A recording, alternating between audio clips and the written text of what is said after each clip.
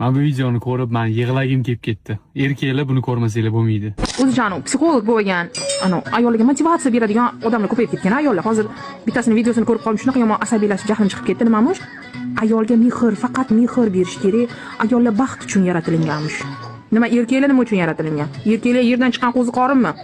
Oilam, uyim, joyim, ayolim, otam, onam uchun deb yelib yugurib, mana qishi sovug'ida tinim bilmay ishlab, yozi jaziramasida ham hech nimaga qaramay oilasi uchun ko'chaga chiqib ishlab pul topib kelayotgan erkaklar nima uchun yaratilgan? Mani erim bir oyda bitta kafega olib borsa ham, bir yilda bitta ro'mol olib bersa ham erimdan yaxshisi yo'q. Men ko'rib turibman qanaqa biz uchun mehnat qilib harakat qilayotganini. Biz ayollar faqat duo qilishimiz kerak. Har xil motivatorlarning gapini eshitib o'zimizga bir narsalar yaratib olmasdan, bir haftada bitta bo'lmasa ham gul berib turmasa, ayol kishini sevmagan hisoblanarmish. Mana xolodilnigingizni oching, xolodilningizda ovqatingizga go'shingiz bormi? Ro'zg'oringiz butmi? Kartoshka piyozingiz bormi?